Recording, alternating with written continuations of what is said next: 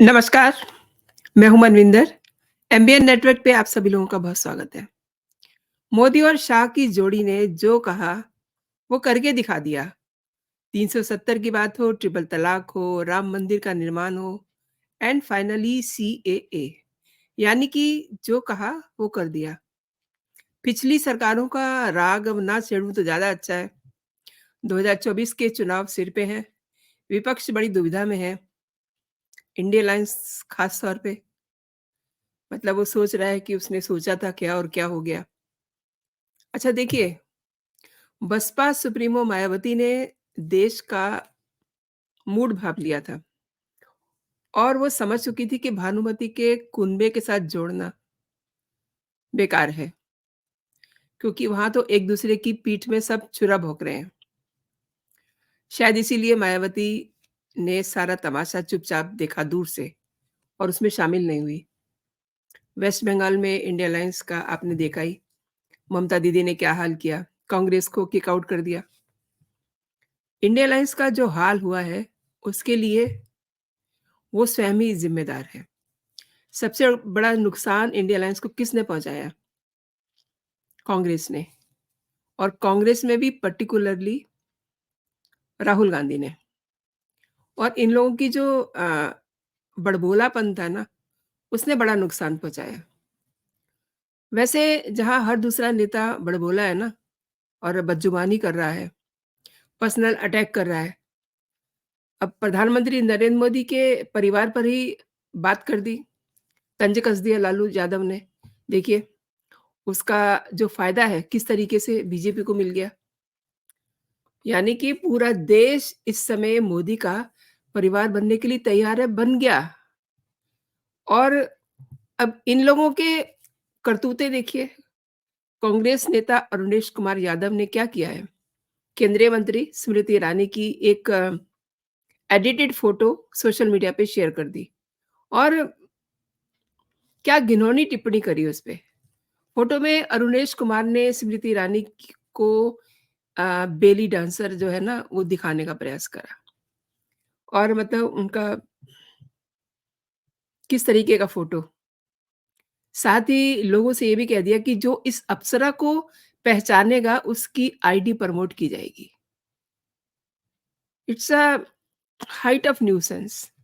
कांग्रेस में ऐसे लोगों की बहुत बड़ी संख्या है, जो ऐसे घटिया काम करते हैं और इस घटिया हरकत के बाद कांग्रेस नेता अरुणेश यादव के खिलाफ शिकायत दायर हुई है, जिसके बाद कांग्रेस नेता ने अपना पोस्ट डिलीट कर दिया है। यानी कि वही हो गया ना, थूक के चाट रहे हैं। लेकिन पोस्ट डिलीट करने के बाद भी उनकी थू-थू हो रही है। इस पर अब कांग्रेस नेता ने कहा है कि ये उनसे बहुत बड़ी गलती हो गई, गलती से हो गया। अरे! गलती से कैसे हो गया? आपने कोई फ़ोटो बनाई या पिक करी या उसको एडिट किया, करवाया ना, तो इसमें गलती कहाँ से हो गई? ये तो आपने खुद किया। और मतलब ऐसे ही काम, इसे काम क्या कहें? ऐसे घटिया काम करके इन्होंने अपना सत्यानाश किया है। दरअसल कांग्रेस इस समय दिशाहीन है। उसको समझ नहीं आ रहा कि वो किधर जाए, क्या करे, क्या मुद्दा उठाए, क्या कहे, क्या आरोप लगाए। और अगर मुँह खोलते भी हैं, तो गोबर करते हैं। और ये काम दरअसल राहुल सबसे ज़्यादा कर रहे हैं। आचार्य प्रमोद कृष्णम ने ये कहा है कि राहुल गांधी की दिमागी हालत जो है ठीक नहीं है। मतलब ये कहने की कुछ वजह है ना उनकी, नहीं तो वो क्यों कहते कि राहुल गांधी दिमागी संतुलन खो चुके हैं। और कांग्रेस को उन्होंने डूबता जहाज बताया और ये भी कह दिया कि जिस जहाज का कैप्टन राहुल गांधी जैसा होगा, उससे सब छलांग लगाएँगे ही ना। इसीलिए सीनियर नेता एक-एक करके छलांग लगा रहे हैं। जितने बड़े नेता हैं, उनका कांग्रेस से मोह भंग हो रहा है। वजह बताते हैं कि उनका अपमान हो रहा है। प्रमोद कृष्णन जो हैं, वो सही जज कर रहे हैं, क्योंकि कांग्रेस में रह चुके हैं। उन्होंने 2 चुनाव लड़े हैं और प्रमोद कृष्णम ये भी कह रहे हैं कि कांग्रेस की बर्बादी के लिए जो एक व्यक्ति ज़िम्मेदार है, उसका नाम है राहुल गांधी। करुणाकरण की बेटी, अशोक चौहान, सुरेश पचौरी, गुलाम नबी आज़ाद जैसे बड़े नेता यूँ ही नहीं छोड़ के चले गए और सच तो ये है कि सीनियर नेताओं का कांग्रेस में दम घुट रहा है। राहुल गांधी के नौकर, यानी कि नौकर तक जो है सीनियर नेताओं का अपमान करते हैं। कोई नेता मिलने गया है, गेट से ही उसको अपमानित करना शुरू कर दिया जाता है।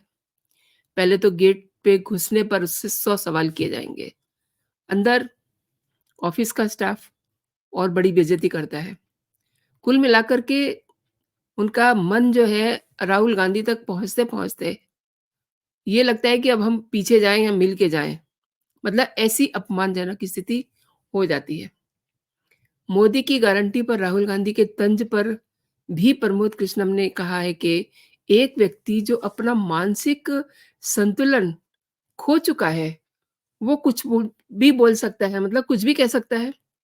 उन्होंने कांग्रेस पार्टी को राम और सनातन विरोधी बताया।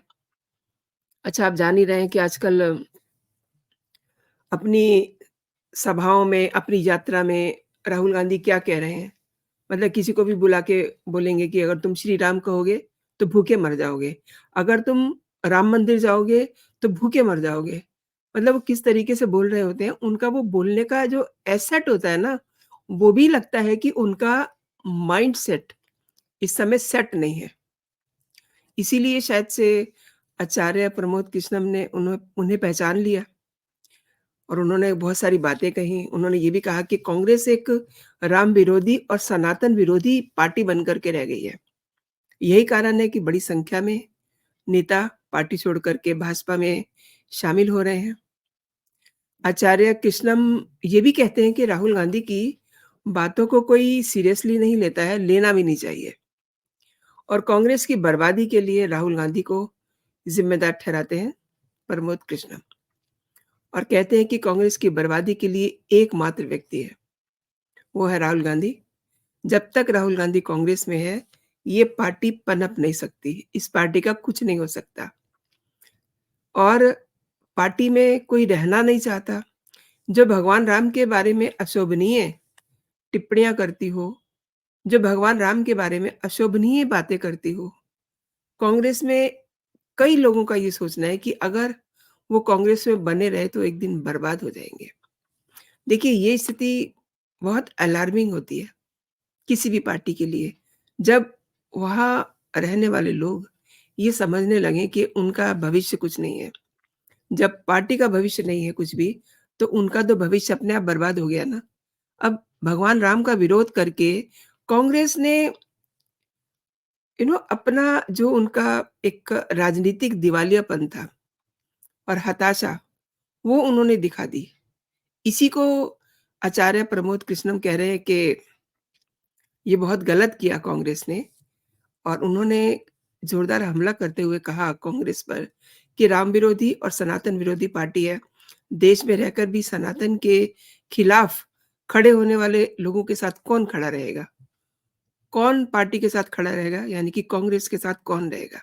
ये पार्टी से बाहर जाने के मौजूदा सिलसिले को स्पष्ट करता है और उन्होंने ये भी कहा कि डूबते जहाज पे कोई भी सवार नहीं रहना चाहता क्योंकि उसे हर समय ये डर सताए रहता है कि कहीं वो भी डूब ना जाए। हर कोई उस जहाज से कूद जाएगा, जिसे राहुल गांधी चला रहे हैं। लोग कूदेंगे, तैरेंगे, या तो डूब जाएँगे या तो फिर सुरक्षित निकल जाएँगे, एक काम तो होगा ही। और ये आचार्य प्रमोद कृष्णम वो हैं, जिन्होंने पार्टी में लंबे अरसे तक काम किया, लेकिन चूँकि प्रमोद कृष्णम ने एक काम किया और वही उनकी सबसे बड़ी गलती हो गई कांग्रेस की नज़र में।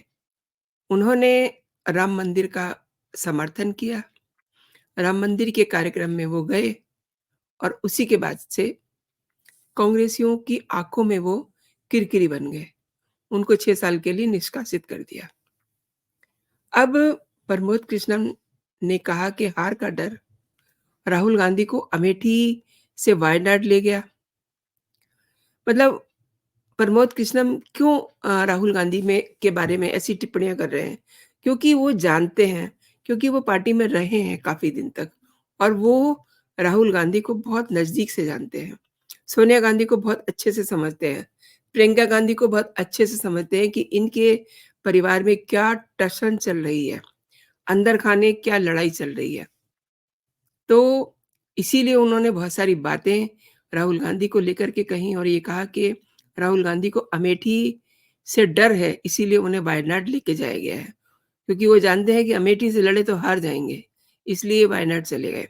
और अमेठी की जनता ने स्मृति ईरानी को अपना लिया है। उनके सुख-दुःख में स्मृति ईरानी खड़ी रही हैं। राहुल गांधी तो 5 साल में 5 बार भी अमेठी नहीं गए।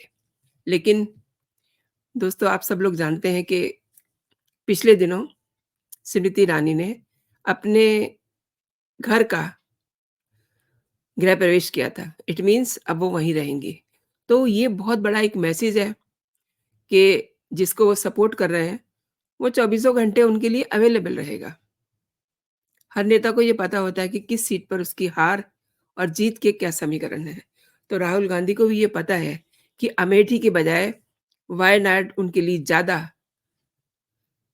फिलहाल के लिए मतलब अभी तो ऐसा ही लग रहा है कि वो वहाँ से अपनी सीट निकाल लेंगे। इसीलिए उन्होंने वहाँ से अपना नाम घोषित उनका नाम घोषित किया गया। तो ये हालात हैं इंडिया अलायंस के और ममता ने तो रविवार को किक आउट कर दिया अपने राज्य से कांग्रेस को। अब राहुल गांधी बड़ा छोटा-सा मुँह लेकर के घूम रहे हैं। अभी तक उन्होंने कुछ बोला नहीं है ममता दीदी के बारे में, जो कल तक ये कह रहे थे कि नहीं अंदर खाते सब कुछ ठीक है। अब वो सारी बातें साफ हो गई हैं और कांग्रेस को अरविंद केजरीवाल भी ज़्यादा भाव नहीं दे रहे हैं। हालाँकि आने वाले दिनों में क्या हो, कुछ नहीं कह सकते लेकिन अभी बहुत सारी बातें अरविंद केजरीवाल ने अपनी जेब में रखी हुई हैं और उनका अभी उस उन्होंने उजागर नहीं किया है उन चीज़ों को। कुल मिला के जो स्थिति नज़र आ रही है वो ये है कि कांग्रेस मतलब इंडिया अलायंस की बात करें तो उसमें कुछ नहीं बचा और उनमें जो कुछ दिखाई दे रहा है वो है कांग्रेस और कांग्रेस के भी ये हाल। अब देखिए ना कितनी बड़ी टिप्पणी करी है प्रमोद कृष्णम ने कि कांग्रेस के सत्यानाश का कारण राहुल गांधी है। अब इन्होंने तो ये कहा है लेकिन ये बात किसे नहीं पता। जो इंसान मतलब जिसे एक बेसिक चीज़ों की जानकारी ना हो, अब मतलब राजनीति की बात छोड़ दीजिए, जिसे ये ना पता हो कि तूहड़ और अरहर की दाल क्या है, जिसे मैक्सिमम और मिनिमम का फ़र्क ना पता हो। मतलब कहने को तो वो कैम्ब्रिज से पढ़े हुए हैं, लेकिन हाँ, ठीक है वहाँ अरहर की दाल और तुअर की दाल तो पढ़ाई नहीं जाती लेकिन मैक्सिमम और मिनिमम एमआरपी ये तो उन्हें समझ होनी चाहिए लेकिन उन्हें ये भी समझ नहीं है। मतलब अजीबो-गरीब बातें करते हैं, उनके सामने कोई आ गया, तो उससे पूछते हैं कि आपकी ये टी-शर्ट जो है, इसका प्राइस क्या है? इस पे आपने जीएसटी कितना दिया है? अब एक मतलब सभा हो रही है या वो यात्रा कर रहे हैं, उसके दौरान कोई तो उनको देखने सुनने आया होगा और उनसे पूछ रहे हैं कि आपके टी-शर्ट का प्राइस क्या है? तो उससे तो याद भी नहीं होगा और जीएसटी तो कतई याद नहीं होगा क्योंकि वो तो अगर उन्होंने ब्रांडेड शर्ट खरीदी होगी तभी उन्हें पता होगा और वो भी घर में रखा होगा उनका बिल कि उसपे जीएसटी क्या दे कर के आए हैं। लेकिन वो क्या बताना चाहते हैं, ये वो खुद भी नहीं जानते। तो दोस्तों आपने मेरे साथ ये पूरा वीडियो देखा, आपका बहुत-बहुत धन्यवाद। मैं चाहूँगी कि आप मेरे वीडियोज़ अगर पसंद कर रहे हैं, तो आप उन्हें लाइक ज़रूर कीजिए और एक बात अगर अभी तक आपने मेरा चैनल सब्सक्राइब नहीं किया है, तो मेरे चैनल को सब्सक्राइब भी कर लीजिए, ताकि मेरे कंटेंट आप तक सबसे पहले पहुँचे। और देखिए ये जो बेल आइकन लगा रहता है ना, उसको ज़रूर प्रेस कर दीजिए, ताकि नोटिफ़िकेशन आप तक सबसे पहले पहुँचे। अभी के लिए इतना ही दोस्तों, आप अपना और अपनों का ख़्याल रखिए, खुश रहिए, स्वस्थ रहिए। जय हिंद, जय भारत।